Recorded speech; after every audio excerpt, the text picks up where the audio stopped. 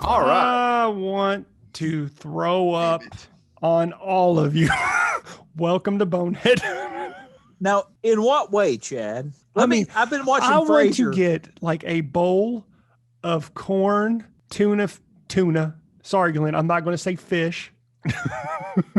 Because in Australia, they don't say tuna fish. They just say tuna.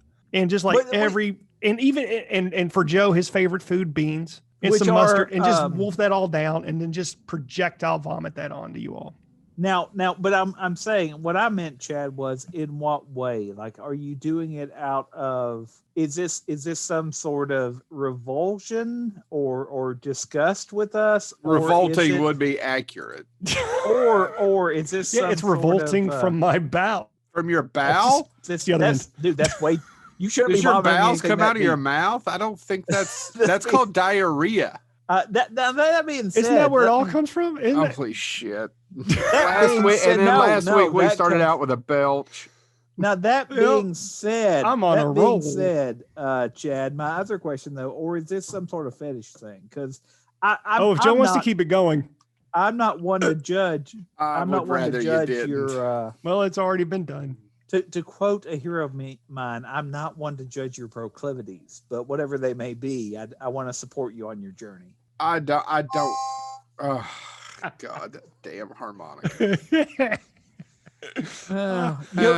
You mock me now, but when they call for me to a all harmonica band, you'll be like, "Oh, I didn't know there was an all harmonica band." I'll be like, "I don't know either, but if they pay, I'll be there." They call me Mr. Dr. Rich. Love. All right, so what's our topic this week, gentlemen? We are doing an episode dedicated to, so maybe worst foods to vomit up. Ranch. Good night, everybody. So we're doing an episode dedicated to the idea that maybe you are thinking about gift giving this time of year, as we do approach times when people tend to give gifts. After you spent, your holidays with your 25-person Thanksgiving and went out on Black Friday. Hopefully not. So hopefully though, this will give you a chance. We thought, why don't we do some gifts we would like to receive? And this kind of sets your tone for if you've got geeky, nerdy people in your life, you can think about some of what we say and then hopefully buy them better stuff than what we recommend. Though this is a list of stuff that, I'll be honest, I curated this list. I had the guys send me their list. And it's a pretty good list. I think we've come up with some stuff. So whether you're willing to spend about $10 or up to about $45,000, we've got you covered with our Bonehead recommendation. I'm going to say I don't have a $45,000 item. Yeah, there was one I was going to put on here, guys. And for one thing, I couldn't find it actually online to buy. And then at the same time, I'm like, it's too big. What would I do with it? So I'm just like, I passed it. And I was like, the Ark of the Covenant, wasn't it? No. Well, not the prop either. He wants the real My face already looks like it's melting off. I don't need an actual prop to do that. And for you guys watching YouTube, this is a PowerPoint presentation. For you guys listening, we'll try to describe it, give you some details, and go over all that. Yeah. So, James, do you want to go? So we don't know the order of these. We sent these to James. We all don't know our list or whatnot. I'm assuming mine are different than Chad's that are different than James. James, is that correct? Yeah, and to be honest, I put this together while being drunk on Panda Mystery. And that being said, does somebody want Panda Mystery? Joe, do you get that reference? No, I was just going to ignore it like I did the first 10 minutes of the show. James, Panda Mystery? Is that licking a panda's butthole? No. That's no mystery. That's delicious. It's a well-known fact. Pandas are full of mystery. They've got a black and white coat. What type of camouflage is that? They had that in Oreo factories. Look it up. And I imagine if you licked your butthole, you get a lot of splinters because, the bamboo. I don't think. Are you still talking about pandas? I don't think you know anything about panda digestive tracts or bandas for that matter, or banthas. You know nothing about banthas. There, I said it. I regret nothing. It has been proven that pandas eat bamboo and human misery. James, your script is showing on the screen. No, that's intentional. I put this on there so I remember saying. So if we'd had just one wish this holiday season, oh Jesus, I know where this is going. For all the children of the world to know peace. But if we had two wishes this holiday season, it would be for 1,000 people to subscribe to Bonehead Weekly on YouTube. Does it have to be YouTube? If we want to monetize, yes. If we would like to not keep doing this out of pocket, I would prefer they'd still do it on, at least do it on this and SoundCloud. Well, yeah, but we need YouTube. So we YouTube once we get to 1,000. Because most of our listeners literally just listen. I know. But if they listen, it would also help if they just took 5 minutes to do it on YouTube too. Set up an account, like us. Once we hit a certain amount, we do get a small percentage of the commercial. And if we had 3 holiday wishes, it would be for a sponsor, the thousands, and then time permitted, the children thing. That's all I wanted to do with this slide. Thank you, Steve Martin. He definitely wants a sponsor. I definitely want a sponsor. That would be really cool. So we're going to start with Joe's first pick. Jesus, and if you need to know what to buy for Joe, other than the money to flee to countries for his alleged crimes. Allegedly. So, Joe, you want to talk about your first pick there? Oh my God! First of all, on the right, I see Nakatomi Plaza. Yeah. Right. That's I don't know, dude. It was some of this may be stock footage. I ain't gonna lie to you. It looks kind of like it. Maybe it's not. Okay. It's not, because Nakatomi didn't have 2. It doesn't have 2. Yeah. Well, actually, so anybody who knows me. So, Joe, can I tell you how many years I've looked for this for Christmas for you? Yeah, it's expensive. Would you like to tell the listeners what it is? Well, I'd love to. So I'm a huge John Panda's Carpenter. buttholes. I'm a huge. Buy the crate, you say. So when I was trying to find the rib job special for Chad for this Christmas, I thought only Panda rims will do. Anyway, back to our listeners or watchers. I'm a huge John Carpenter fan. My favorite John Carpenter film's The Thing. SOTA Toys did a great diorama, if you will, of MACREADY with the shotgun about to shoot the dog monsters and the dog transformation. I'm assuming most of our viewers, listeners know what I'm talking about. It's actually kind of hard to find. They didn't do a ton of them for some odd reason. It's there's going to be another one of these coming up, Chad, later, that you're going to be, Joe, really like to have that too. Yeah. This is on eBay. James, I think this is going for like $300, wasn't it? Yeah. It's not more in some cases. It's fucking crazy. But it's a wonderful toy. I love it. I obviously could never take it out of the box, but that's exactly what it is. It's The Thing, MACREADY, and KENNEL box set. Because that's what you want to play with, by the way, on Christmas morning. Yeah. Especially during a pandemic, when The Thing is about kind of a pandemic and the beginning of the end. The Thing is about the beginning of the end.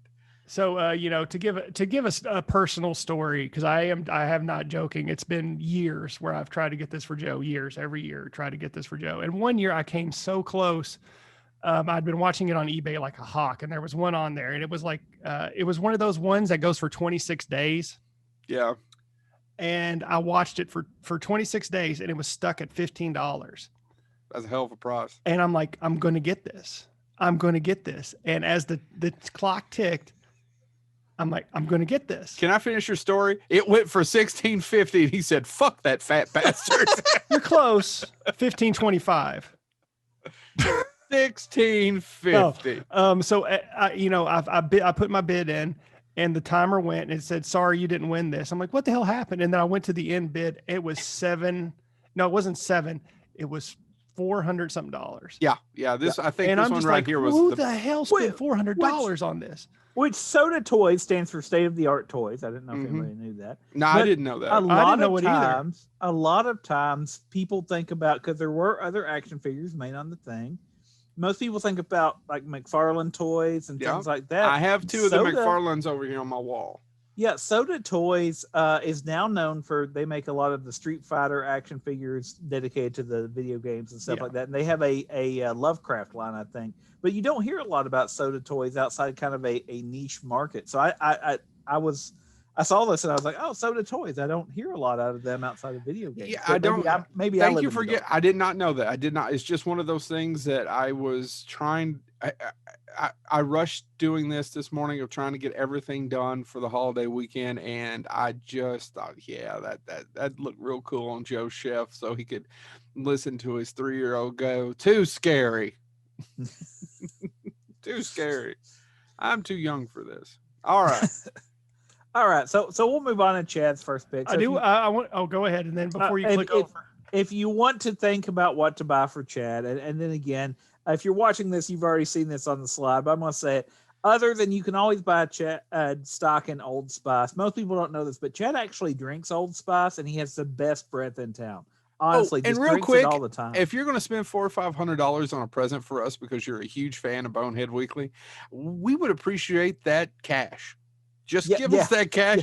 I'll go ahead and pay for that SoundCloud for the next couple of years, and that'd be $15 less a month coming out of my account. So cash, if you don't mind. No. But we're doing this actually, again, just to inspire you to think about it as you think about what you can get people for gifts. We are going with some random high-ticket stuff, some obscure stuff, but you're also going to see some stuff that may actually inspire you. Yeah, some stuff. Some of mine, half of mine, 2/3 of mine are $30 or less. Yeah. So it's a way to think about what's out there. So so you can get the horror fans, the sci-fi fans in your life some gifts. Anyway, here's Chad's first pick. Well, don't switch it over. Oh no, I screwed it up. It's okay. Go back. No, but I want to say that you break my heart.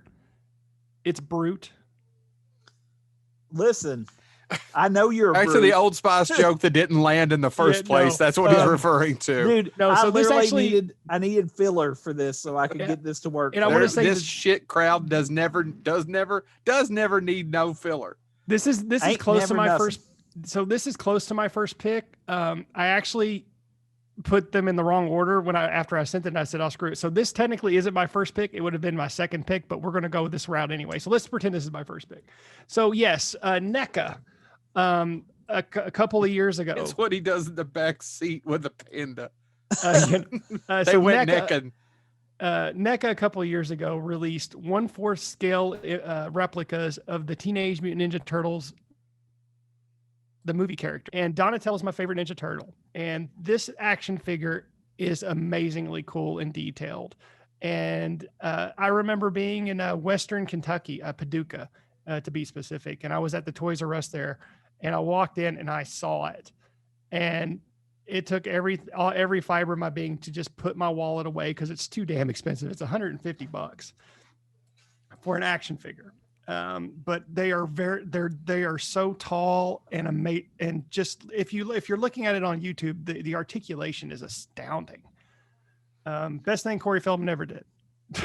Yeah, I mean, and it is 1/4 scale. It's over a foot tall. It's almost 16 inches. Tall, right? Yeah. 16 inches. By the way, I did it for state of the art toys. Does anybody know what NECA stands for? No. National Entertainment Collectibles Association. How do you know that? I never knew that. I don't have friends who are alive. You have friends? I can't support what he just said. No. The first time I told a lie on the show. No, I guess, and I guess a history of NECA, and I may be getting this wrong, but I think it was a lot of small toy companies that banded together to help them get licenses, and that's why it's the National Entertainment Collectibles Association. But and with this one, so I'm a huge Teenage Mutant Ninja Turtle fan. I have been since I was a kid, and this movie came out, and I was in awe of it. And what's even cooler about this one is they have this, you can actually take off pieces of them and put in other pieces to display different actions, even though would it ever come out of the box. This is one of those, it would be hard for me not to. See, why is it okay if you do that with a toy, but you try to do that with animals or another human being, and they're like, oh, we're going to call the law. They get all up in arms. I got a quick question, though. Yeah. It's a cool looking toy. Why is Donatello your favorite? He just always has been. I just always loved that he was the smart one. He made the inventions, and even in that movie, I just love his. I particularly love him and Casey Jones' interactions with one another. I haven't seen this movie I was thinking about showing it to my kid, but I don't even know where it's streaming at. HBO Max. Okay, I actually haven't. That makes sense because I own New Line. Yeah, I haven't seen this movie in more than probably 20 years. I can't remember the last time I saw it. Yeah, and honestly, for me, it still holds up. I mean, there are parts. I'd imagine it does. I mean, you could tell that it's their budget. They didn't have time, and those days they didn't really. The story moves really fast, and you're like, you have to have like, you could go, well, how did they get from here to here so quickly? But it's a kids movie that is dark as hell. And honestly, it's only one of 2 good Ninja Turtle movies that exist. So what's the second one? The TMNT, the computer animated one. Okay. By the way, Chad, real quick, Donatello, because Donatello, I mean, Michelangelo was always a fun one, but I always liked Donatello as well. I think my obsession with Donatello is the same as my obsession with Egon, and my obsession with Scotty from Star Trek. It's the cool tech people and the smart ones, and everybody else is just me. Sorry, I just wanted to chime in because that's always been like, you know, it's the technology and stuff like that. Even though I can't figure out how the microwave works. Even though, and this is one thing me and James have in common. So yeah, it's always been Donatello and Egon for me as well. So, but yeah, I've always loved Donatello.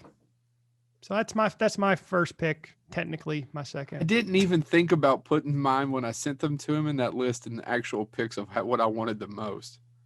Dude, I just literally just went down the list. That's good. No, I like this. This is good. James's first pick. I'm going to read this because James has been talking. Sure. Know what to buy for someone like James, other than a mask to hide his face, so the children do not live in fear. That's what James wrote. Could you do that one more time? Yeah, and with not so choppy of articulate. What is that? What were you doing there? That's not even a good. You weren't doing a. Well, all right. Do you want me to be more upbeat? Know what to buy for someone like James, other than a mask to hide his face, so the children do not live in fear.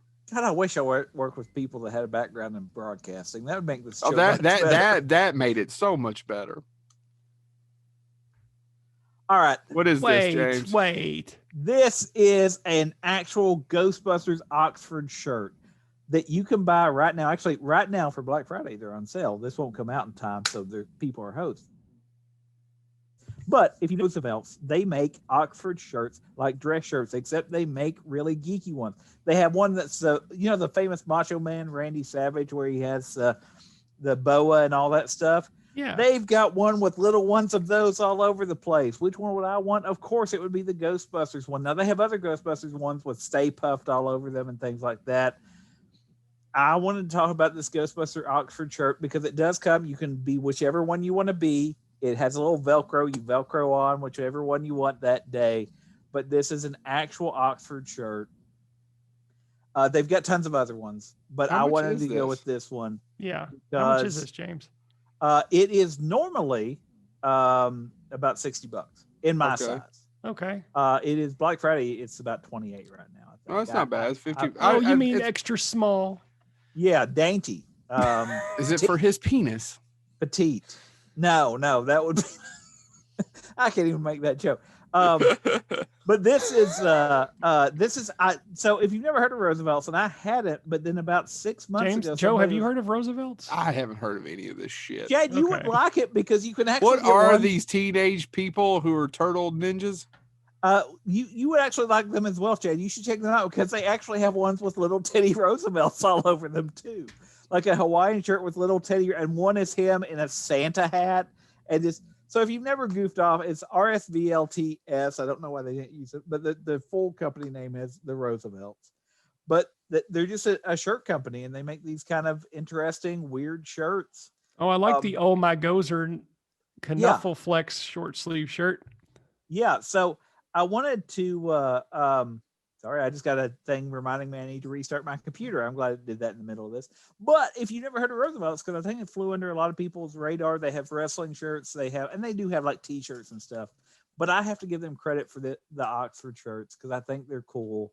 I think it's, it's nothing says, yeah, I've got a button up that I can wear a tie with. But also it's got, Yodas and crap all over it. So anyway, I'm actually going to call bullshit. They don't go up to 6X. What a bunch of this is for skinny people. I'm sorry, Joe. I just thought it was cool. I think it's an interesting thing. So if you do want somebody, where's the 7X shirts? I want to. Can I make a Craig Dennis joke? Go to Lexington Tent and Awning. Tent and Awning. Go to Lexington Tent and Awning and put some Yodas and shit on it. But anyway, so this is just a simple gift that I thought, hey, you can actually get this relatively well priced. They'll have some sales, I'm sure, after Black Friday as well, heading through the holiday season. I mean, if you're a loser. So, again, that was just going to be my pick of a simple one that I actually saw, and I was like, that would be a cool gift you could give somebody. So the Ghostbuster Oxford, there's other ones there. Check out the Roosevelts. website because they do as the guys are doing right now. Evidently, yeah, I totally got off the show, but they don't. I swear to God, and I was joking about 6X condom. I am a fat bastard, but I was looking at my size, and they don't have. This is another thing that kills me. It's limited in my size for the different. Doesn't have as many. Do you know what I'm talking about? I always, and this kills me at conventions too. I see all the fat people. It's like, where is your, well, we don't have any of those. Really? Have you looked around at the people coming to these shows? You know, and actually, real quick, Joe, to that point as well, you know, the other thing that I don't get why they don't have is, and not the Roosevelts per se, but a lot of the convention shows, like everything, nobody goes tall. Nobody goes, it's the same thing. Like if you need a, you need a 2X, you have to buy it a size or two bigger because it'll be too short. You and I've had that problem before. I'm not overly long torsoed, I don't think, but then I occasionally will buy a shirt and be like, yeah, it fits everywhere else, but I just need another. Let me go ahead and say this and set myself up to be ridiculed. I just need another inch or two, you know, just a little gap. I do too. I understand. Dad, you got anything? No. No. That is a unique looking shirt. Okay. All right. We'll go to Joe's second pick. I made a new Coke joke here for those watching, but I'll just move on. No, go ahead, read it. They're brilliant. All right, no, they were space littles. So back to Movie Maniac. I have a lot of the Movie Maniacs. I was probably I was in college. Yeah, I was in college when I bought my first two Movie Maniacs. If you guys are fans of those from McFarlane Toys, they were huge sellers in the early 2000s. Yeah, and Joe and I used to go to Sam Goody's and the comic book shop in White Crow Comics. Town. Yeah, White Crow Comics. In loving memory of Fred Brown. That's right. Fred Brown owned White Crow Comics. And this one used to be, and before you tell it, this used to be on that top shelf, right, Joe? Right above the cash register? I don't remember where he had it. I never got it. So you're saying it's a top shelf item? It's an expensive ass item. Now it is, yeah. So this is another $300 or $400. What it is, and I didn't know it was for Movie Maniacs 4. It was Jaws attacking the orca, and I love this box set. I wanted this one and the King Kong one. I have the King Kong one. I don't have this one. Guess which one of those is more expensive to buy? Yes, the one I don't have, of course. It's the Jaws one. I still have never gotten it. I bought a version. They made a version, and I'll go look at this when one of you all go talk, and I'll bring it back up later.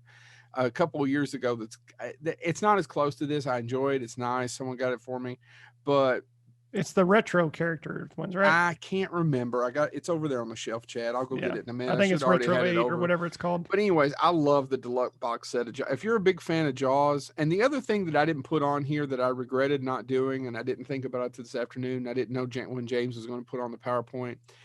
I collect one sheet theatrical movie posters, and we won't go into too much of that and what that means, but the one I don't have still is Jaws. I'd like to have a Jaws, and I had the opportunity to buy one when the economy had collapsed about 12, 13 years ago for a few $100, and at the time it was still too much money, but now I should have bought it. It's a good investment. Most of the posters have been decent investments. I've just watched them go up and up and up. They have not really, if it's a genre poster for many different horror films, but Jaws in particular, I mean, these are investments, man, right? Mm-hmm. Yeah, I mean, it's crazy how much some of this shit is going up. I mean, a Jaws poster in really good condition will run you $800,000, depending. Yeah. Oh yeah. Even a half sheet's almost as expensive, and I could go into a whole diatribe about the difference between a one sheet and a half sheet. But anyway, really like to have this Jaws deluxe box set. If any of you out there are thinking, "Oh, Joe, he's the cute one. I want to buy that for him." Once again, I would like to have the $400 or $500 in cash, but if you've got to give it to me, I'll take this. This is, and I can't open the damn thing up. I love Jaws so much. My son's name's Quentin. I call him Quint. It has nothing to do with Tarantino. It really is Quint from Jaws. All right. Chad, anything about Jaws you want to talk about? No, let's move on. So we'll move on to Chad's second pick, which is give you again another idea of what to buy for Chad besides the Idiot's Guide to Sword Eating and Kerosene Drinking. Yeah, so this is my well, okay, this is actually the wrong one, but it's close enough. So I assume that because I saw some of the images that, and there are there two of these? There's two. They made him more demonic in this. So yeah, so this is the mayoral penguin. I actually want the there's another one that's just the penguin. So NECA again did 1/4 scale images of Danny DeVito as the penguin. And the one that's being displayed here is the mayoral penguin one. There's actually one that's just the regular penguin. And it's got a fur coat, right? He's in his big fur coat. It is fantastic. It also, he can strip his fur coat, and he has that onesie that he wears, and he comes with a fish. And I have eaten fish, right? Yeah. And what killed me about this one actually on display is 150. But I thought it was way more expensive, and I was half tempted to buy it there, but it's actually $100 now. The one that I want, which is not that, but at the same time, I'm just like, I just can't force myself to spend that kind of money on an action figure. But that's going to get no action. Yeah. And the mayoral penguin one, as you can see, it doesn't really look like Danny DeVito. They did make him look more evil and menacing. He looks demonic. But the other penguin figure, the one that I didn't realize was not on that link that I sent James, and I apologize, James, is way more realistic to the actual penguin. And it's just, I every now and then I'll look at it online going, is this the day that I buy it? This is my favorite. This is one of my favorite things. He's talking about death, by the way. It's nothing to do with the penguin. And just so you know, out of the history of all Batman films, Danny DeVito's the Penguin is my favorite villain. Always has been. Stay in your grave, Cesar Romero. Stay in your grave. And you know that I've even looked for there. You'll see it if you see the movie. There's an Oswald for Mayor poster. It was actually displayed on one of the cups for McDonald's, but it is a cool graphically designed poster, and I've always wanted that for my wall as well. But yeah, this is when they released this a few years ago, I was dead set on getting it. But I just can't make myself spend the kind of money that for that. But you can find it at bigbadtoys.com if this is something that interests you. It's only $99 on that website. But yeah, I was very, very tempted to purchase it. So that's my second pick. I just love Danny DeVito, and I love the Penguin. Cool. All right, my second pick, and I'll make fun of myself here.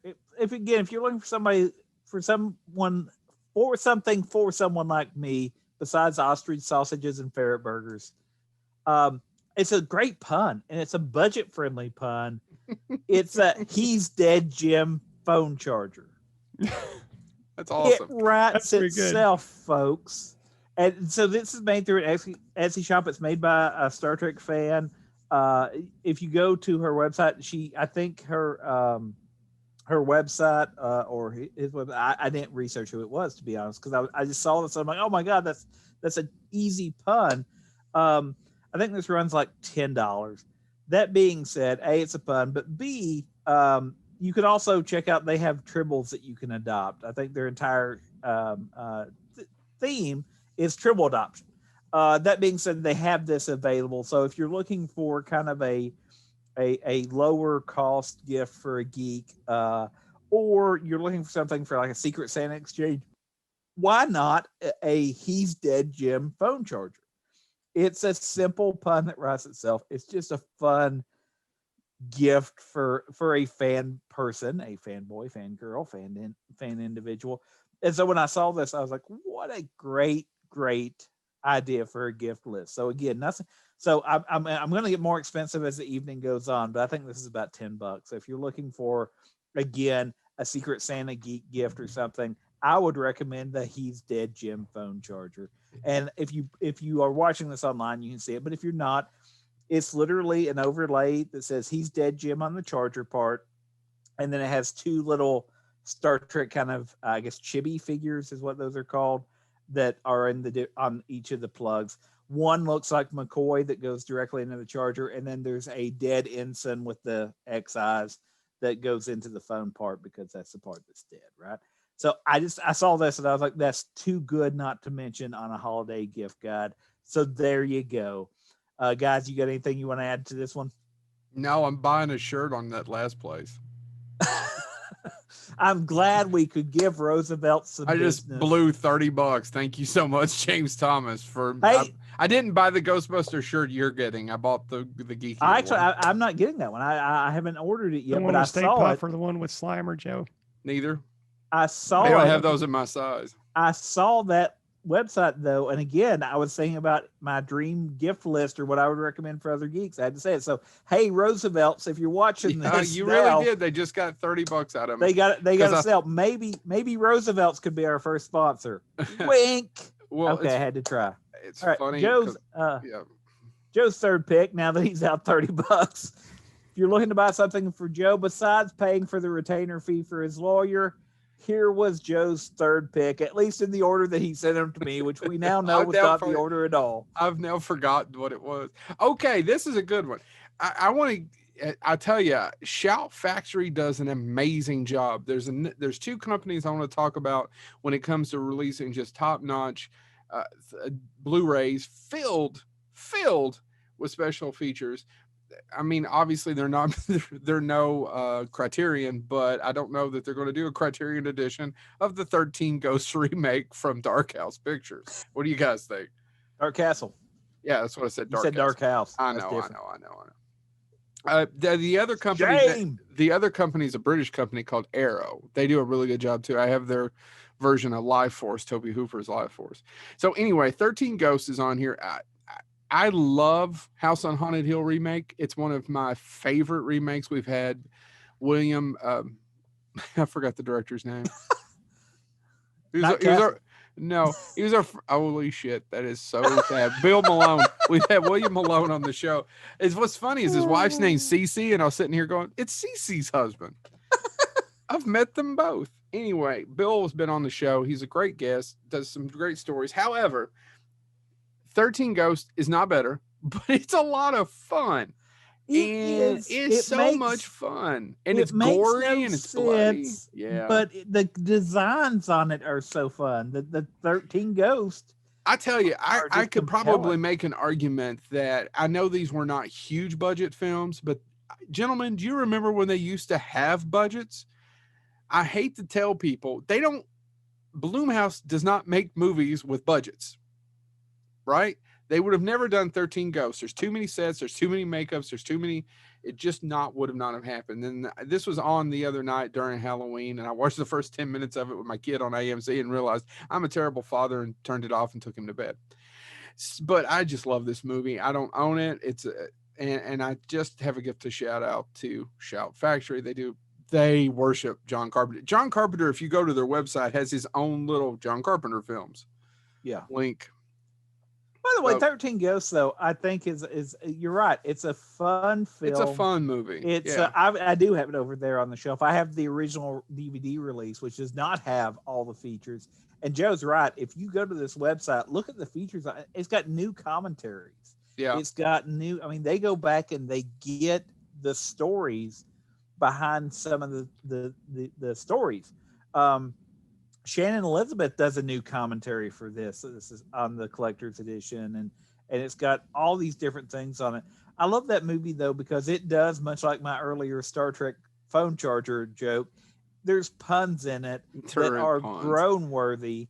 And then there's scenes that are just gory as the day is long. What happened to the lawyer? He must have split. He split. Don't rush out. And if you've never seen 13 Ghosts, see it eventually. It's a lot of fun. It's not a brilliant film. I just like it. I like the art on this particular Blu-ray, and it's Shout Factory. Do a really good job. Yeah, definitely check this out. Did I say there was a petting zoo in the basement? No, I said there are ghosts in the basement. Maybe Matthew Lillard's best performance. I heard he's not a big fan. But then again, he did wrong Chad. Matthew Lillard's not a big fan of 13 Ghosts. He didn't bring it up when he was drunk, running with the microphone away from Chad. I disagree with Joe on, and it's personal feelings aside about how I feel about Matthew Lillard. By the way, it doesn't bother me that bad. I cannot stand him in this movie. Pulls me out of it Really? Yeah, his performance irritates. He pulls you out of it? Yep. Not the nanny? Nope. Him. Huh. Can't stand him. Huh. I think is this like Joe and Dave Coulier? Do we need to do an intervention for you? Maybe. All right. All right, 13 Ghosts. Anything else going on? No, go. Right. Let's keep it. Chad's third pick, once again, what to buy for someone like Chad, but not for his Mirror Universe clone, which I'm not even going to try to pronounce. It's just Chad backwards, folks. Doc. Yeah, so I screwed up and then changed the title. It's okay. And I'm going to point out that I actually, in the information that I sent him, because I checked it, I actually sent him the right link to the right penguin figure. For some reason, he changed it on me. Well, that's because James. I couldn't get an image that we had permission to share. Okay, fine. No, that's his story as of now. No, but to give you a background as a kid, and I'll tell you what this is after for our podcast listeners. I have always wanted a stand-up arcade machine. I've always wanted one. It's been it's been a lifelong dream of mine to have one of those machines. And there's one in particular that I have always wanted. And this is the Arcade 1-Up released a version, an arcade stand-up of the Teenage Mutant Ninja Turtles game. And I know I'm putting 2 Teenage Mutant Ninja Turtle pieces of memorabilia into this episode, but this has been like one of those items that I have wanted to have for a long time. And, to give a background story of, I actually went to Rochester, New York, for work one time. And they have the Children's Museum there. And inside the Children's Museum is the Toy Hall of Fame. But another section of that is dedicated only to video games. And they have a whole section of stand-up arcade machines. And me and my coworker who went on this trip actually saw this machine there. And I missed a whole day's worth of sessions that I was supposed to be going to for work and played this game nonstop. So that's not your current job, is it? Nope. And I don't care, because even if I was at the old job, I told everybody I did not go to my sessions. I played this game all day for 5 cents every single time I died. And it is still one of those amazing, just one of those video games from my childhood that I've always loved. And this is just one of those things that I've just always wanted. And I still haven't made myself buy it because it is more expensive than an actual brand new PlayStation 5 or an Xbox. For just one game. Is it really? I thought it was about $250 for this. No, this one's $400 almost. Yeah, because it comes with 2 games. It's got the original, and that's what I wanted to say. Because they did that with Star Wars, by the way. It has all 3 of them on the stand-up. Somebody was selling one of these, the Star Wars version of this that they did with the, what is it called again? It's arcade 1-Up. Arcade, yeah. They're selling it for $250 on Marketplace. Yeah, I was gonna say, Chad, one thing though I did appreciate when you mentioned this one, when I looked it up and got this image off of arcade1up.com. We will tag them later. That being said, I appreciated the fact they used the original cabinet design. Exactly. They did not. I mean, that April O'Neil they use is the April O'Neil that they used back in, when did this game come out originally? 1988. I believe it was. Yeah, I was about to say, I mean, they are using some 1980s styling there. Yeah, and it is an exact replica of the arcade machine that I would go into the Frankfurt Winn-Dixie and play while my mom did groceries. So went groceries. So yeah, it's just one of those iconic things from my childhood that I wish I could that I want to own more. Period. Do you know if they've done an arcade 1-Up of the Simpsons machine? No, they haven't. Because that's one that I always wanted. And I've actually looked at what it would cost for me to get an actual Simpson machine, because they evidently are relatively common. That being said, they're still like $600, $700. Yeah. And that's for a heavily used one. I think an original one from the 80s I found for this one was actually, I saw it for $500, but I'd have to spend $500, and B, I'd have to go to Florida and find a way to bring it back from Florida. Yeah, I was saying, well, that's my dream, and I've mentioned this before, I think, to both of you all. There was a Star Trek 25th anniversary pinball machine that was narrated by James Doohan, Scotty, and I loved it. I used to, Moorhead used to have an arcade, and I used to go there and play. And they had that pinball machine, and I would literally spend any amount of money I could get my hands on to play it, which wasn't too much, to be honest. That being said, I loved that pinball machine. Every blue moon, I'll look it up, and I think about, if I just stopped feeding my children for a month or two, I could swing this. But Johnny Law won't let me. Anyway, but yeah, no, I thought this was cool. And Arcade 1-Up's website, if you check it out, they have a bunch of. I didn't realize how more vast their catalog has gotten. Yeah, and they're constantly expanding. They even have the X-Men game from that same time frame. But no, this is the Teenage Mutant Ninja Turtles Arcade 1-Up is one of my dream things to have. All right. Shall we move on? Yes, James. So my third pick, besides the ointment for all these moose bites, that's a Monty Python reference that I wanted to slip in there. This one's not budget friendly. I want you all to buy me a flipping DeLorean. Now, this is not me recommending you buy other people a DeLorean. I don't need the pressure, but DeLorean.com is actually the new website. It's not new. It's the existing website of the DeLorean Motor Company.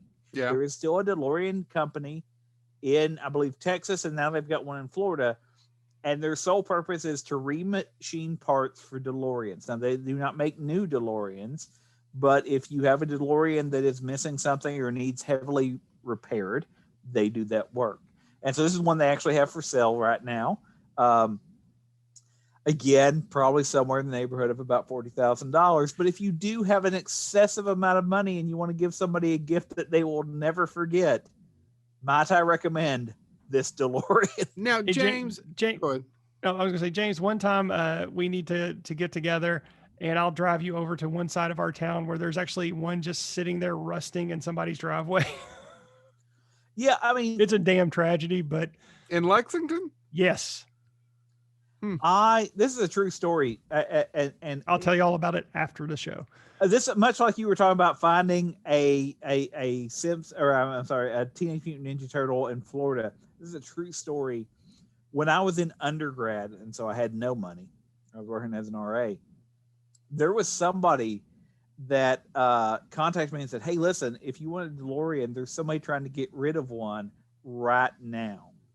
They just want $1,000 for it." And I'm like, it's got to be on fire, right? Something's got to be wrong with it. The guy was getting divorced and wanted it out of his, like, he wanted rid of it before his divorce. Mm-hmm. And so he's like, I don't want to, nobody gets anything out of this. And he just was trying to get rid of it. I did not have $1,000. So, and it was not an ideal DeLorean for me either. But I was just like, that's the only time I will ever hear of $1,000 DeLorean that's not either on fire or, has severe. Well, I have a specific question when it comes to this. So do you want the DeLorean or do you want the DeLorean from Back to the Future? So no, I don't want a 59 Cadillac ambulance hearse. I mean, it would be okay. But if I have it, I'm still going to make it in an Ecto 1. Exactly. And that's honestly, that didn't make it. That was the one I didn't put on my list. That's the one Chad and I only have like 4 things in common. And one of those things is both of our dream cars is an actual Ecto 1. Well, I was about to say, and if you look to the left of the DeLorean in the picture, especially the one with the DMC in the background, you will notice there seems to be a altered DeLorean. I mean, there's that's what, yeah. But that being said, no, I actually, even when I was younger, before I ever saw Back to the Future, when I was a pup, and by that I mean I was probably 4 or 5, my mom tells the story that I saw a DeLorean, and I immediately, like, as a kid, went, "That's cool." And then when it was Back to the Future, that's probably one of the reasons I gravitate so heavily toward Back to the Future. I liked the DeLorean when I saw it when I was younger. If I could actually own a DeLorean, I would want it to be a DeLorean. I'd want it to be something that would be street legal. Okay, that's what I wanted to know. I was like, did you want the car? Or do you want the? Yeah. All right. No. I want Ecto 1. If I had enough money to get 2, would I absolutely have one that was tricked out with 88 miles? Absolutely. But no, I would actually like to have a DeLorean. I don't know why. It doesn't make any sense. They're not phenomenal cars. No, they were not good cars. That being said, I liked them when I was a kid, literally a little kid. And for some reason, it's just always been on my bucket list. To be honest, what I probably should do is find one of these places that rent exotic cars, drive one around for a day, realize I hate it, and then never worry about it again. Well, that's probably true, but it's a cool one. Yeah. So that's the whole point of this is. Yeah. And so again, actually, if you are, and I say it jokingly about giving it as a gift to someone, but you really should, if you're interested in the history of cars or anything, the fact that DeLorean.com is still a company that is repairing and servicing and doing all this stuff. And again, they're in Texas and Florida, I think. Mm-hmm. You should check them out. They're doing interesting work. So that's my extreme gift recommendation for 2020. Come on. Joe's fourth pick, other than somebody paying his monthly spam bills. Spam. Now, this isn't my pick. So I put it on here because for our audience, and I know we have some horror fans. I was very confused when this came up. I don't want this. I mean, I wouldn't mind having it. But I put it on my list, but please God, no. No. Well, when we were having this conversation, when we were talking about earlier, like Chad remembered one thing, I remember one thing, you remember one thing. So I wanted to put a couple of things on here that I don't necessarily want, but I think would be cool for audience if they were buying gifts for people, right? Yeah. So I don't need the Friday the 13th Deluxe from Shout Factory, but I know a lot of people who basically they were very excited when this showed up on their door. I saw it on my feed, and I know we have a lot of people who like Friday the 13th. I'm not a big fan. I've seen most of the movies, but we talked to Todd Farmer about this. Todd Farmer wrote my favorite one. That doesn't have Freddy in it. This is the number 2 thing that me and Joe is we both love Jason X. Yeah, I do. I think it's not a brilliant film. Because X is going to give it to you. Fun. Yeah. The thing is though, Chad, is and you and I would take it. I would watch all of it. It'd be cool. Yeah. But I'm not going to pay the $150. But I know a lot of our listeners love Friday the 13th. I was going to say they love Jason. So it kind of fluctuates between when they put them all on Amazon Prime or when they put them all on I think it's Netflix. And I keep telling myself I am going to watch all of these because I've seen them all. I don't remember a damn thing about any of them other than Jason X and the guy who gets his head knocked off in Jason Takes Manhattan. But I just can't I just never get around to doing it. And I'm just like, one of the good things about this is that for years there was their own Friday the 13th, the TV show collection. I can't remember if it's part 2 or 3. I think it's part 2 that and they're going to give me crap about it, that they finally found the unedited version of this on a videotape that the original editor had put on tape because he knew that they were going to have to, and then they had to bake it, remove the negative, and that's what they have on here for the cut scenes, because the scenes are lost because they had to cut it down. A lot of these movies got cut, if you don't know this, to make the R rating through the 80s. And this edition actually has that version. And I know people who were they heard about this, and I can imagine if someone told me that there was a 5-minute longer Evil Dead version out there, it'd probably drive me crazy too, that I'd want to see it eventually, even though I know it's in the grand scheme of things, but I'm a huge fan, so I completely understand that. It has to be part 2, Joe. I can't imagine them cutting a bunch of stuff from Friday the 13th 3D.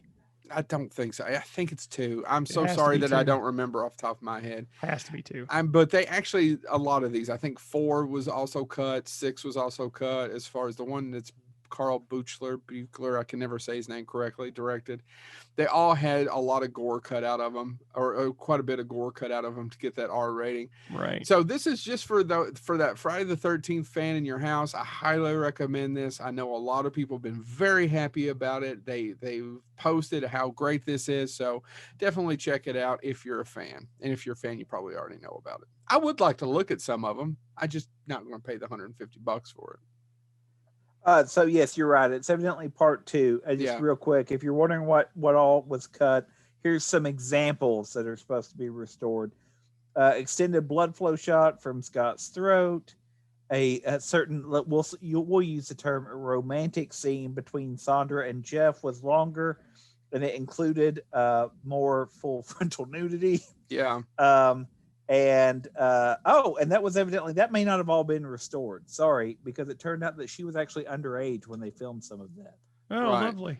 Yeah, well, that wouldn't be the first time some of that had happened. Yeah. So, like I said, some serious fans out there. One in particular, a lady, I remember reading her post about, she started crying because she, for years, had wanted to see this, and they knew it existed somewhere, and then they finally got to. So, Friday the 13th for that Jason person in your life. Who's next? So I didn't do what Joe just did. So it's okay. It's okay. I go ahead. No, you spelled treat wrong, if I'm not mistaken. No, that is how treat is spelled.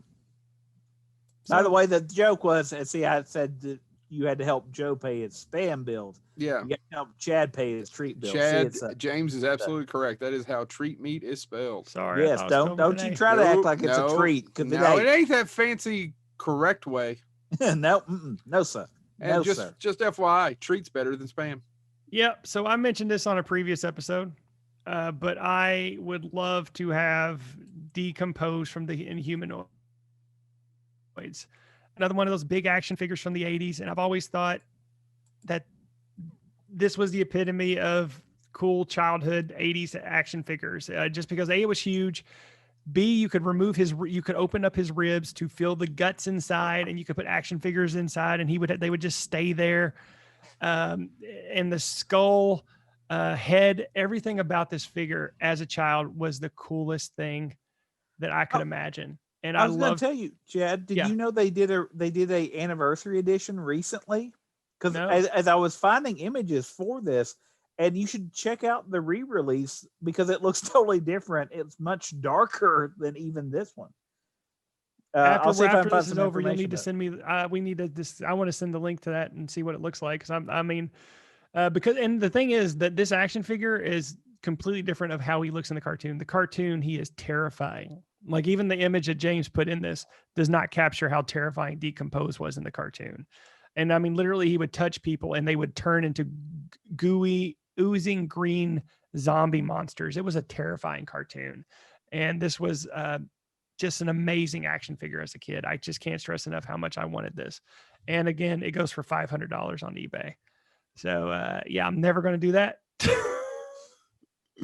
Well, never say never. I mean, you could somehow. Why is it so expensive? We talked about this in a previous episode, but why? Because they're just so rare. I mean, for one, here's the thing too.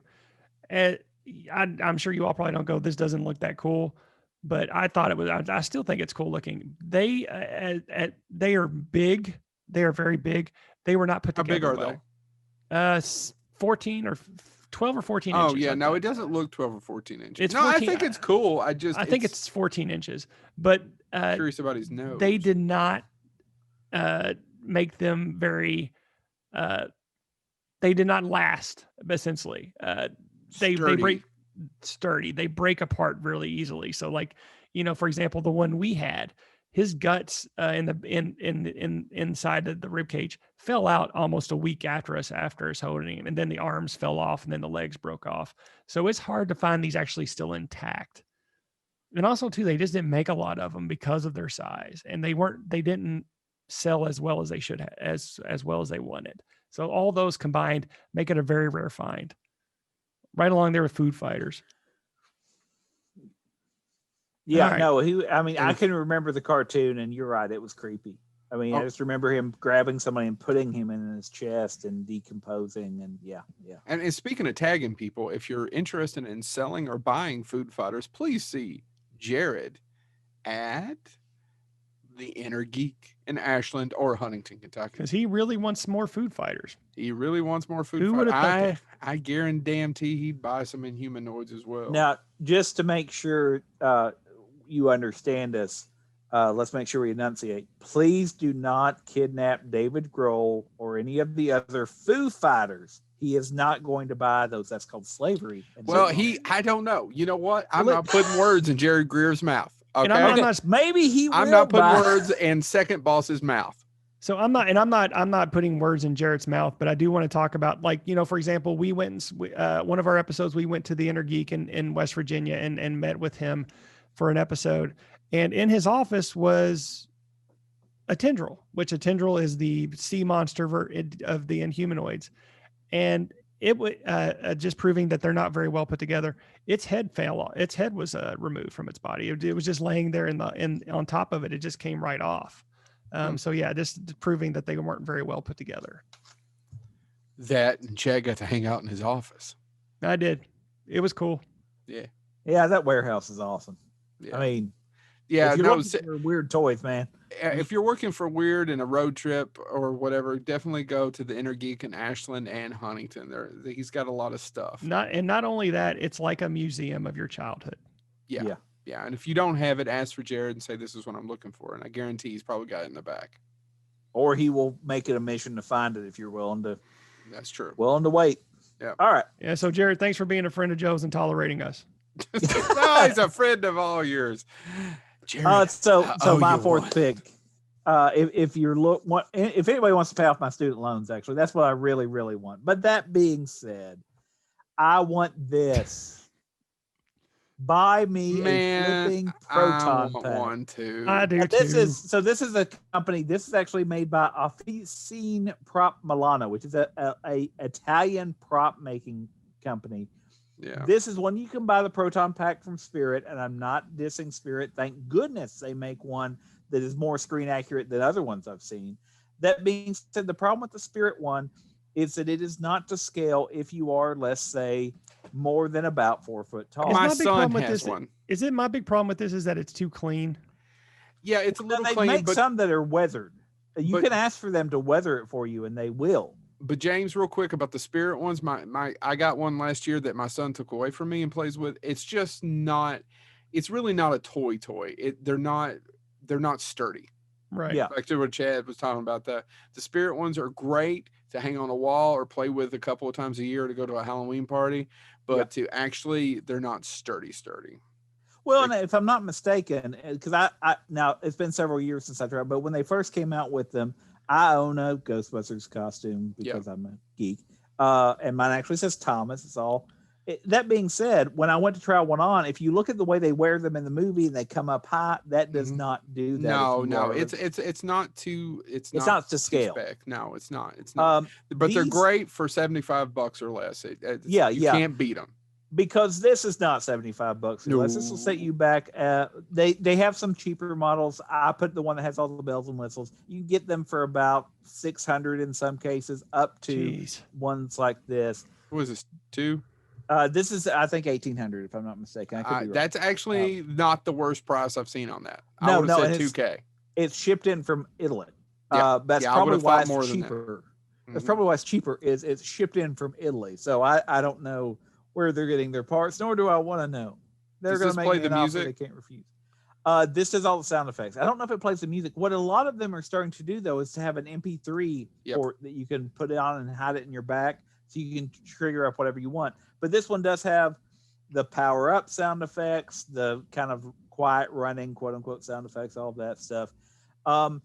So yeah, I do have a Ghostbusters, and as we've talked about before, Ghostbusters is one of my all-time favorite things. It's one of the things we all agree on. Yeah, it's our favorite. Does it have this? It's all three of our favorite things. Yes, it has that. It does have the. So that being said, I've always wanted a nice proton pack. My wife has even occasionally looked for me one. The ongoing thing that I always say is, of course, don't spend that much money for that. Like that's once my kids are done with college, and and you can no longer wear it because you don't have the back to do it. yeah. That's maybe, or if I win the lottery and I'm like, I need to hide some of this money, let me put it all in proton pack. Something it'll have to be something like that. It is tremendously cool. But I've always wanted one. So if you do have a diehard fan, there are some that are cheaper. As Joe said, actually the Spirit one's not bad. No, the Spirit one is the best budget mass-produced proton pack you can get. I am here to tell you, their traps, their goggles, their PKE meters. Actually, my kid already kind of broke the PKE meter. The lights only kind of they're hair lipped on one side. They have work now. It works fine. It's just the lights just don't quite on the one side. But the PKE meter and the trap are pretty good. So are the goggles. That the proton pack is a little, but you can't beat it for the price. No, we don't have the walkie-talkie. The walkie-talkie, by the way, the walkie-talkie is also another good. And so that's a good thing. I have this really nice one on the slide. But if you are a fan, check out the Spirit stuff, because the walkie-talkie is nice because you hit buttons and you'll get the scene where it's like, I've been slimed. Where are you? You actually get that broadcast, quote unquote, through the walkie-talkie. So Joe's right. Those props for, again, a mass-produced, somewhat budget-friendly. Spirit. Check out Spirit for those. $200, you could look really good next Halloween. Yeah, and that's if you want everything. Yeah. So yeah. But there are some of these prop making companies that, especially some of the ones internationally, that may not be as worried about copyright laws because they are doing it overboard. They're expensive, but you can find some really nice stuff. So that is one thing that I would say. as you think about Christmas gift lists. And I do have, if you are watching this on YouTube, you'll see the full link there. You can type it in or whatever. But you can find them on Spirit, spiritcostumes.com or spirit.com. I don't remember which one. Yep. But anyway, you can check those out. There are some great costumes and great props out there. And if you have $6,000, 3 of these for the Boneheads, we'll take it. I mean, we will totally, and we'll even give you a shout out. We'll wear them in an episode. We'll have you on an episode. Yeah, that's actually, we can be bribed, it turns out. Yeah, and one of us will go down on you. I mean, it's going to be Chad. I'm okay with that. I think that's a good idea. I think it's a good idea. Well, it depends on who coughs up the money. Just spend $100 on the penguin NECA. Yeah, I got to be honest. $10. $10. All right. Anyway, who's next? It's me. But yes. So anyway, there's a lot of great stuff out there. I use the extreme example, but definitely if you've got Ghostbuster fans on your gift list, check some of that stuff out through Spirit as well. This is cool. And so Joe's 5th pick, other than admission to the annual disease clinic convention, he loves Rabies Con. A couple more classic films and collector editions. I put these together, Joe. Now these 2 I don't have, and thank you so much for putting them together. This is more for let's say you have somebody who maybe is in your life. I did not know Shout Factory did a Demon Night. Yeah, they did the Demon Night and Bordello of Blood.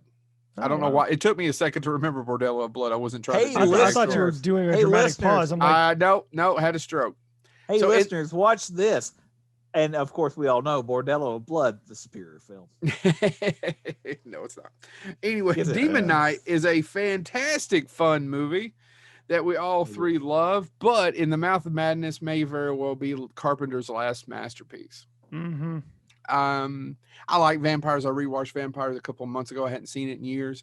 But it's not a masterpiece. It's just no. It still holds up, and it's still a damn good movie. Yeah, but I think In the Mouth of Madness may be his last masterpiece. Well, it's Mouth the of end has... of his real quick. It's the end of his what he could calls his Apocalypse trilogy. This Prince of Darkness and The Thing that we talked about earlier. Yeah, In the Mouth of Madness. I don't own this yet. I have In Mouth of Madness on DVD. I haven't looked up to see what all the extras are on this. But it's a lot. I was checking it out. It's lovely artwork. It's a beautifully shot movie. It's just beautiful. Sorry, go ahead, James. What I was going to say, in the cast, I watch it and I loved it. And then I was thinking about the cast on that. Literally, you've got, Jurassic Park guy. Sam Neill. It's right there on the thing. It's right there. I don't know why. Right under you. And there's a picture of him right here under Jurgen Prochnow. I think that's how you say his name. Look it up. I was going to say, and you got Jurgen Prochnow. You've got Judge Dredd. You've Charlton Heston. You threw me for a loop. I was about to say. I couldn't hear what Chad said, so I was like, you've got Vigo the Destroyer, Vigo the Carpathian, Vigo. You've got John Glover. John Glover's in it. That's right. He's got a great cameo. I mean, and that's it. So you've got so many people where you're going to be sitting there going, "Oh, it's that guy from that thing." It's a lot of fun. It's also creepy as hell.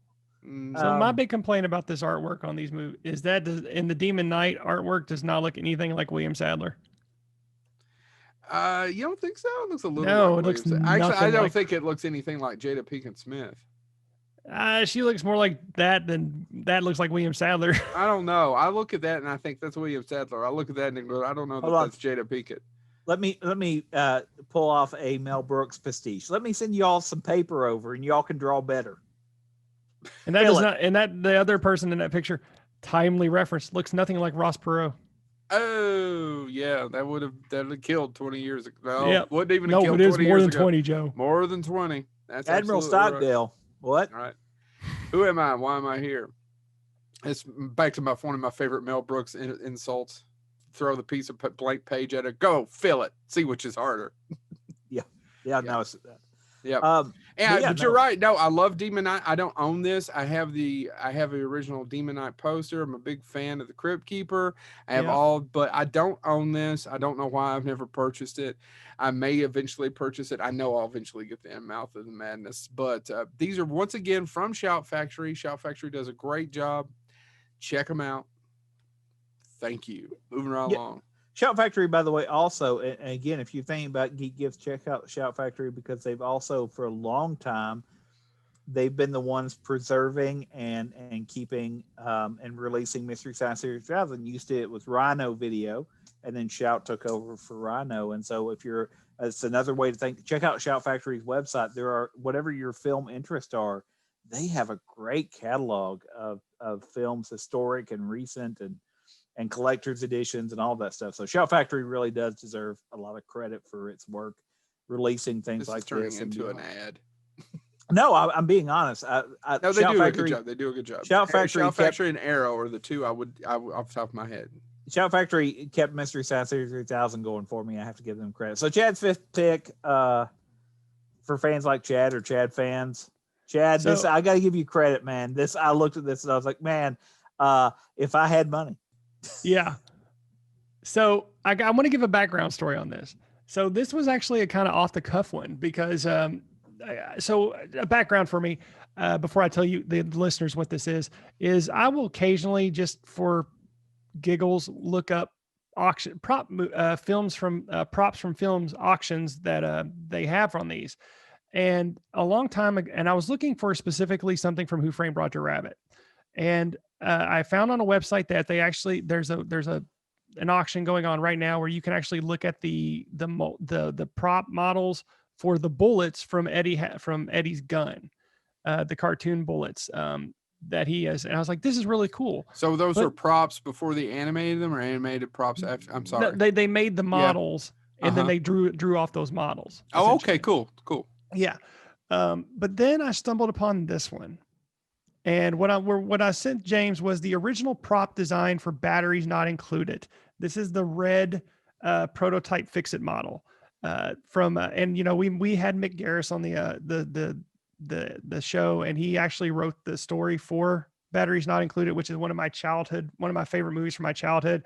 And I had to put this on the list because it is so epically freaking cool that this auction site has this up, and it right now it's predicted to go for 2,500 pounds. I don't know what that is in American. I didn't bother to take a look at it. I think it's about $3,000. Yeah, more than we're probably going to pay. Yeah, I just saw this, and just this flood of euphoria came in upon me when I just saw this, and I'm like, and they have another one as well. They have the yellow one, but the red one is always it's cooler.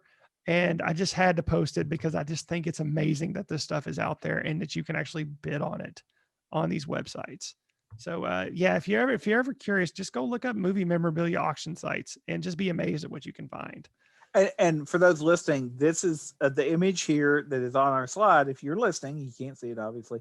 Propstore.com is the auction company that's handling this. So you can go to propstore.com and see what else they have. But yeah, I gotta admit, Chad, you got me, because I pulled this up and I'm like, I just want to see it. Like, I want to touch it. I just want to grab it. It was kind of like when background story of all three of us. James, it wasn't yours, but it was Joe's and I's first con that we ever went to. It was a thing in Louisville, Kentucky called Wonderfest.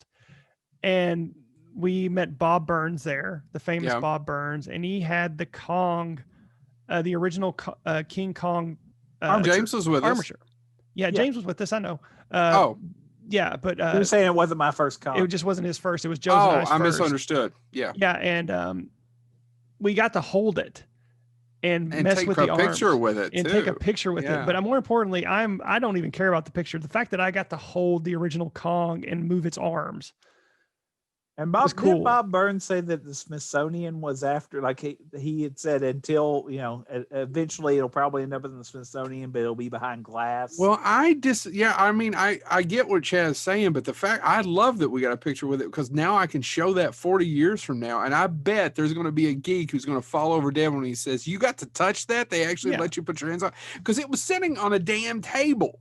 Yeah, there wasn't any security around. Yeah, it was. And he wasn't even watching us. He was having a conversation with somebody else while we were drinking a Pepsi or a Coke, sitting there. And Bob Burns, by the way, if you ever get to meet him, he's one of the nicest people ever. I don't think he travels anymore. I've heard his age has gotten to where he's a hard time traveling. Yeah, but he owns one of the most extensive movie collections of movie memorabilia collections of anyone in the United States. And that armature is just fantastic. Yeah. So anyway, yeah. So, but we got to play with it, and that was, and seeing this and imagining me actually going in there and touching this and holding it in my hand just made me giddy. And I just would love to have one opportunity I would love to go into a prop house and just grab everything just to say that. And I've actually been to a prop house and done that. And the feelings that I had during that 2.5 hours, 3 hours I was there. Thank you, Michael Moore, for letting me come and do that.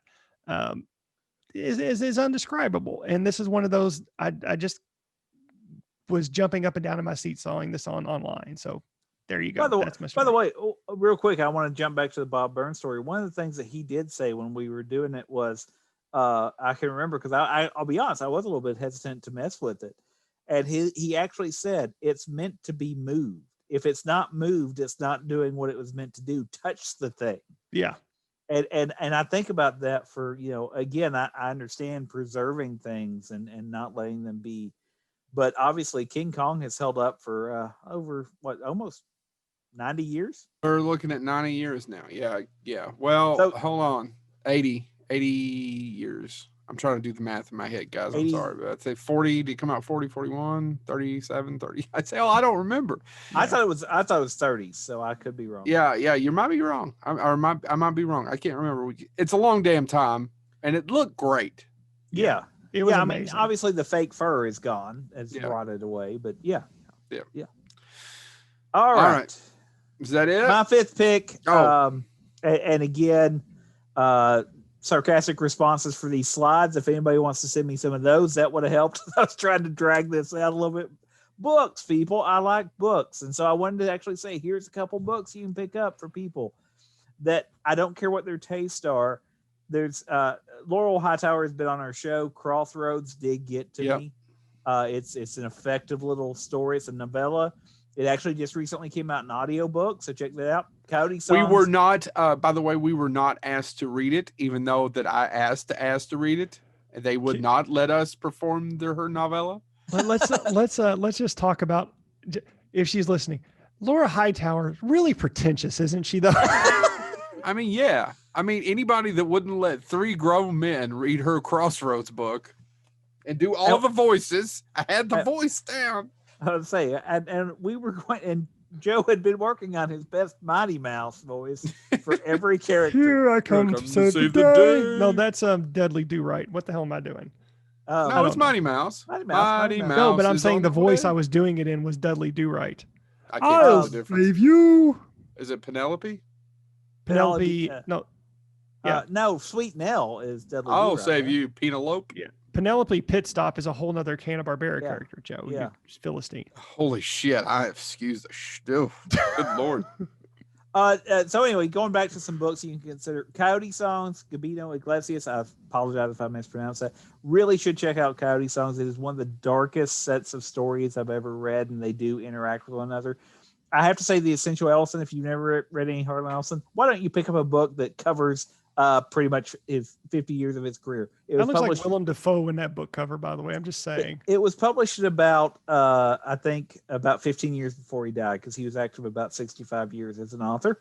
But it does have I Have No Mouth and I'm a Scream, one of the most common ones. It has a lot of the classic stories. We've had Peter David.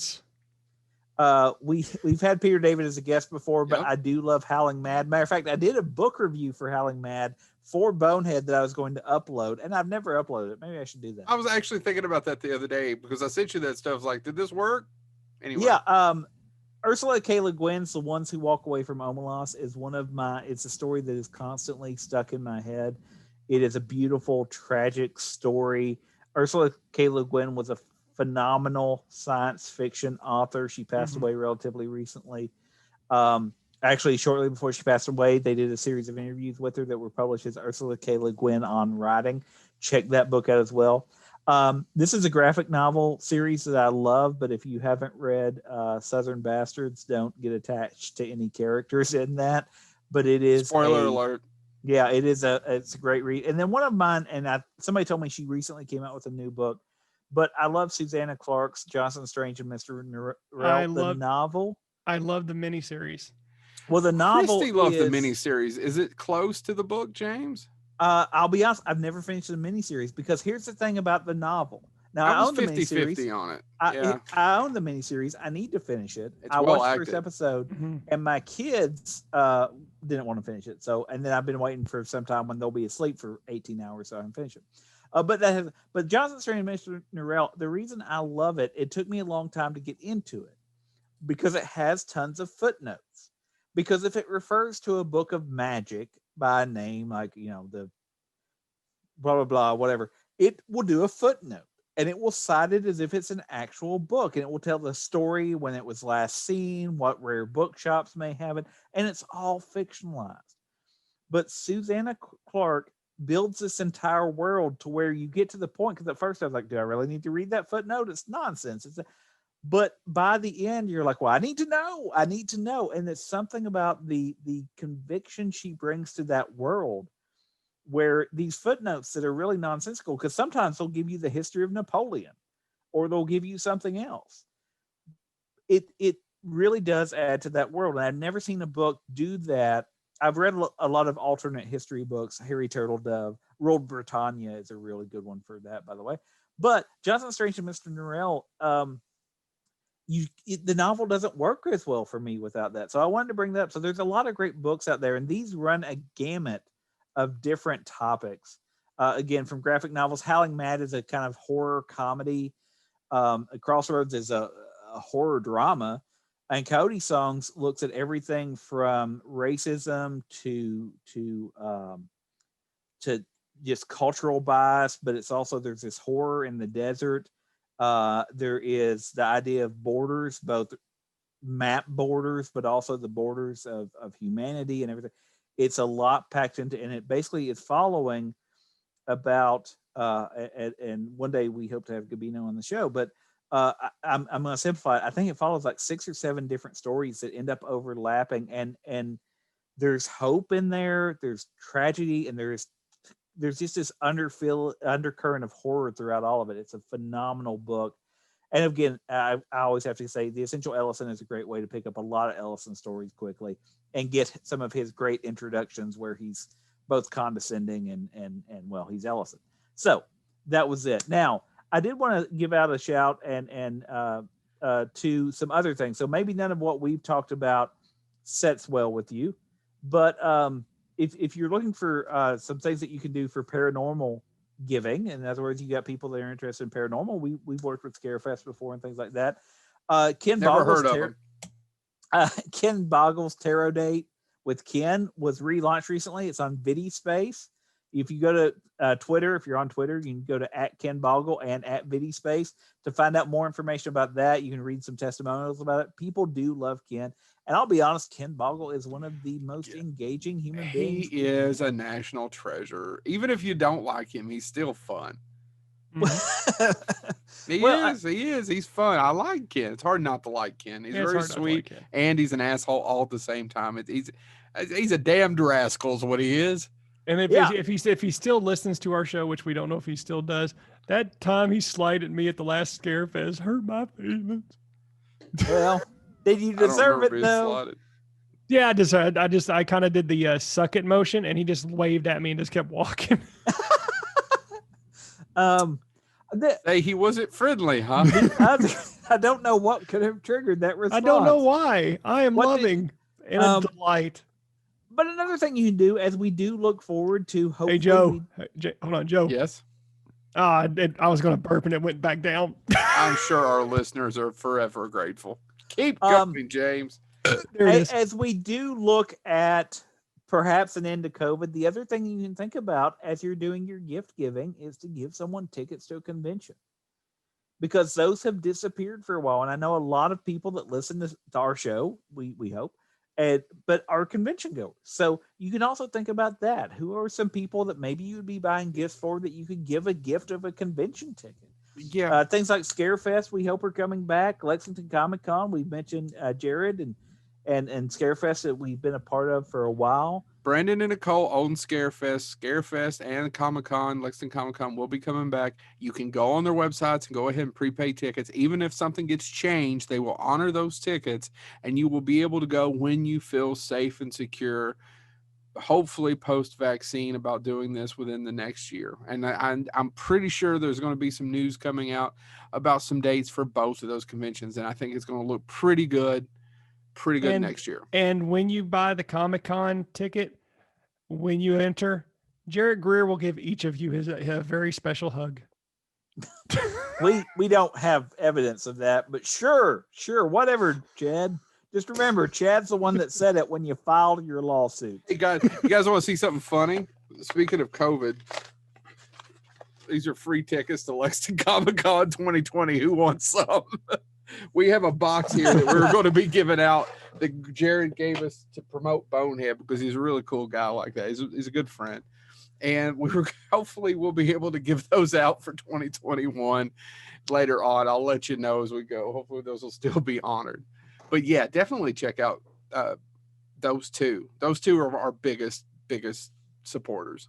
Well, I was about to say, and Frankfurt Con, we should actually mention Frankfurt Con has done a good job with that too. We don't know about their timeline, do we, Joe? I don't know a damn thing. He posts pictures of his dog and the food he's making somewhere in Canada. Okay. Carmine, the owner. So and then finally, one other thing we should say, or I did want to mention, is if you're still thinking about, you've got a fanboy, fangirl, fan individual out there that you're trying to buy something for, and you're trying to think about, we have went a while without conventions. Maybe, you're trying to think about how you can connect them to something they love. I wanted to mention Cameo.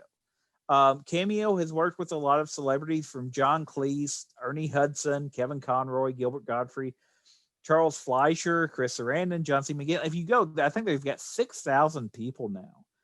And this is a way to pay. You schedule a short conversation, or a long one if you're willing to pay for it. But it's just a way to have a brief conversation with with a celebrity or an actor or an author, or they've got all different types of people on there. They've got political people if you're so inclined, though I don't know why you would be. That being said, it's not mine to say. So that being said, I just want to say that I was thinking about, we have been in a time where we haven't had conventions, where it's been hard to connect to some things that we really love. So I wanted to mention Cameo can be a gift option. By the way, we should say nobody paid us to pick any of this. No, and I really want to shout out to Josh Dial, who's from, if you're a Tiger King fan, he did our show. He's also on Cameo if you're a fan of the Tiger King. I'm sorry, I should have put that on there, Joe. That's okay. I just was thinking, just popped into my head, but yes. So we are, again, we got no feedback. Matter of fact, they may message us and ask us to take these down and stop referring to them. That being said, this is stuff that we honestly thought, as fanboys, fan people, that we should at least mention, because again, the extreme stuff like the DeLorean Motor Company, check out their website. It's fun. So we just wanted to mention, this is all done online. Cameo is all online. This other stuff you can order from Shout Factory directly, all of that stuff. So this is going to be a different type of holiday season. All right. If you guys have anything to suggest, is this the Bonehead? Yes, this is the end. If you guys got something that you think was great, tweet us, Facebook us, get on there, social media. Really need you all to share us and subscribe, and get your friends to subscribe. I'm not going to beat the dead horse. I think we've talked enough and the show's over, but if you can share us and subscribe on your social media, please do so. Yes. Well, I will say nothing else. I got nothing. All right. Good. All right. Is Chad still here? Is Chad still alive? He checked out at episode 83. 83. Did I wake Chad up? That's okay. No. All right. This has been Bonehead. See you guys next week.